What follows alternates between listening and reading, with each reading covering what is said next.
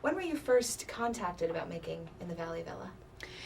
Well, Paul and I kept kind of running into each other award season. He was doing his thing for Crash, and I was nominated for North Country, and we were like the two losers in the back of every alley of every award show smoking cigarettes.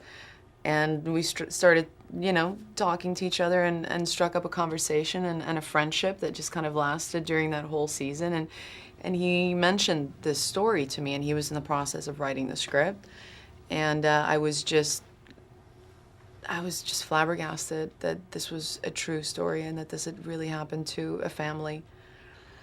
And then after I think about a year, he had emailed me a script one night while he was in Italy, and I read it, and the next day I said, count me in.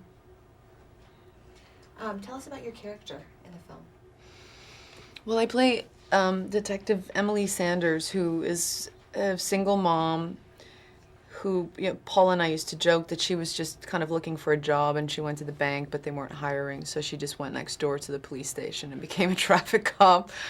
But that really kind of set her up for me, because I liked that she was in this kind of like driven, it took a little bit of the earnestness of the detective out it for me, and the fact that she just had a job and that she wanted to support her child, and then life kind of throws her a curveball, because Hank steps into her life, and what she thinks is just kind of like a high, like kind of a talked about big murder mystery in a small town actually becomes something that she becomes personally invested in.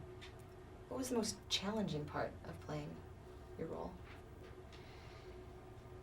I think the challenge always is to just really, to just never forget why you're there and what you're doing.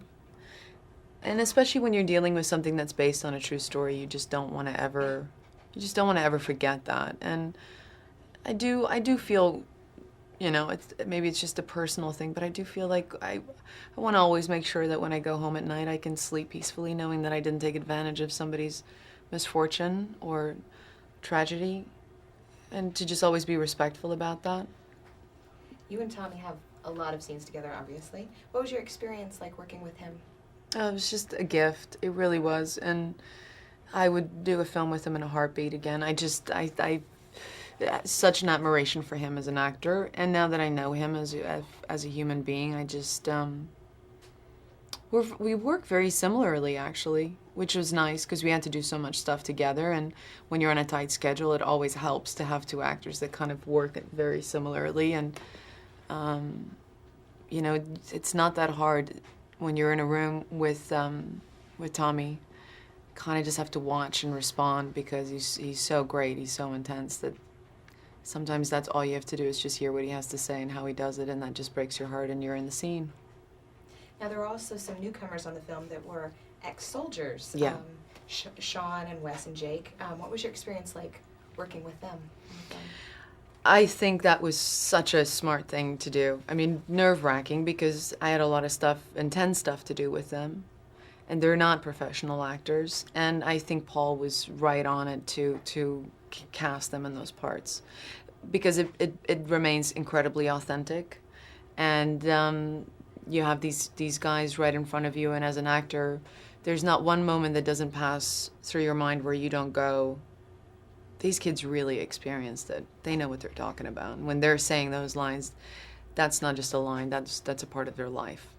And they were great guys, and I've really struck up some good friendships with them. And I think when you start hearing, their personal stories and you start putting a face to this war, you start realizing that we can't just kind of sit back and put a sticker on our car that says support the troops and just leave it at that.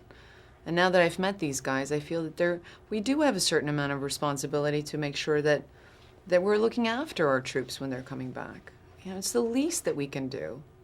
What do you hope people take from the film?